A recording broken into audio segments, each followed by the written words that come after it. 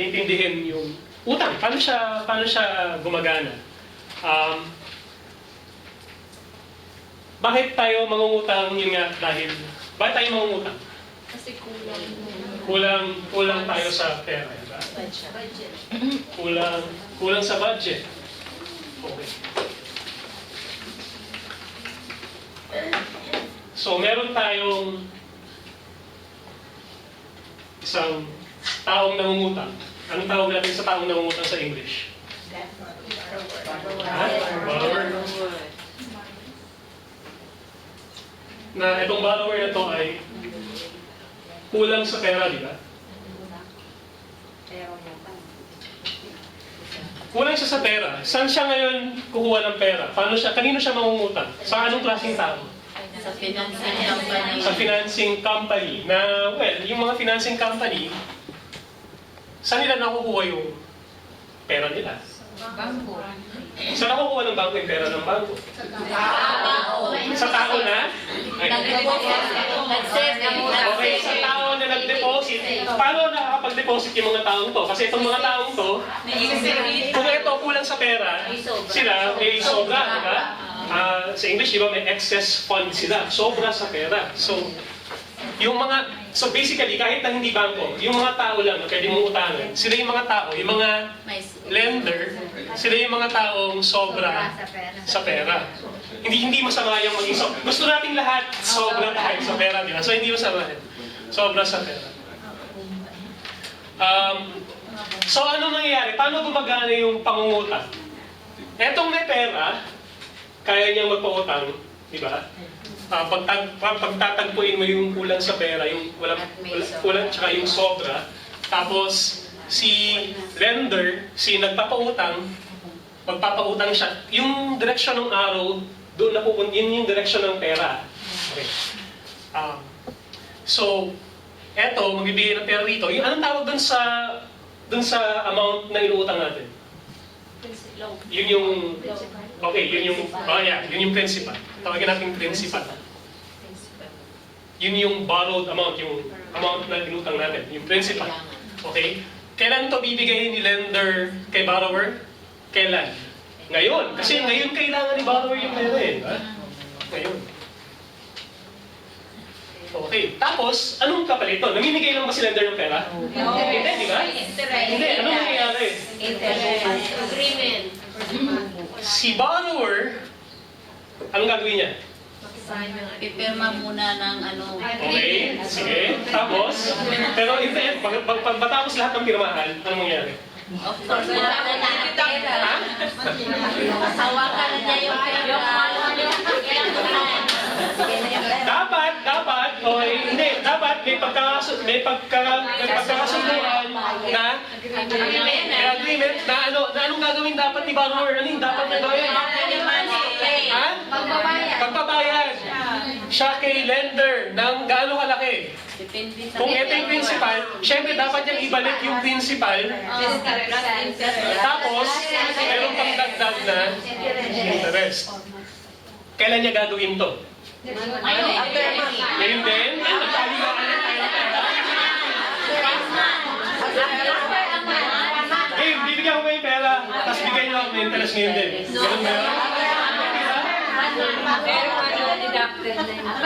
Sa hinaharap din, di ba? Kung kailan man, next month, next year, di ba? Binabawas yung interest. Kung ano man yung mechanism, kung ano man yung eksaktong pag-compute nung babayaran nyo, pero ganito yung nangyayari, di ba? In general. Ngayon, kung papautang ako sa inyo ng let's say, 10,000, after 1 month or 1 year or anytime in the future, depende sa pagkakasunduan natin, bibigay niyo sa akin yung 10,000 ko, tapos may dagdag na interest. Basta, sigurado tayo na bibigyan niyo ako ng pera na mas malaki kaysa sa pinunta ko sa inyo. Bakit? Kasi yan, ang business nila sila. Business mo yan. Bakit may ganito? Ano lumaki yung parang lumaki? Kasi dyan ka nakikita eh. Tanong ko sa inyo. Sino sa inyo? Okay. Borrower, lender. Sa tingin nyo, in general, ano kayo mas madalas? Borrower or nangungutang or lender or nagpapautang? Borrowers! saan tayo yung mga borrower. Anong gusto nyo?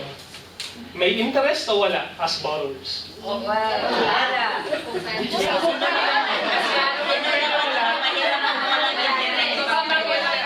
pwede wala, wala.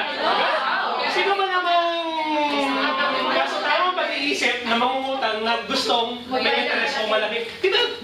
Mas maliit, mas okay. At wala naman magpapautang pag wala kang interest. Ayun! Bakit pupunta tayo dyan? Kasi kung tayo naman ay mga lender, di ba? May isip ba natin magpautang na walang interest? Di ba? Pero alam ba natin kung bakit? Ba't ba importante yung interest sa atin? Para kumita. Lumaki yung pera mo. Okay, maraming dahilan. Maraming posibleng dahilan magbibigay ako sa inyo ngayon ng tatlo. Para lang maintindihan natin kung ano ba yung interest, tapos kung paano siya gumagana, at kung bakit siya nandyan. Okay? Tapos mamaya, ipapaliwanag ko rin ng konti bilang borrowers or mangungutang kung paano natin mamamanage yung interest at para hindi masyadong malaking interest yung kailangan natin. Okay? Yung tama lang, kumbaga. Okay. Gamitin pa rin natin yung parehong drawing na to. Tapos si borrower kailangan niya ng 100,000 pesos. Okay. Tapos, si borrower nangutang siya kay lender. Pautang ng 100,000 pesos. So, sige, bigyan naman lender. 100,000 pesos. Kaso lang si borrower, nangako siya na after 1 month, babalik ko sa'yo 100,000 pesos din. Diba? Di good for her, diba? Okay, tama? 100,000. No interest. Hindi okay, diba? Walang problema kung payag siya, ba't hindi? Diba? Kung payag siya, ba't hindi?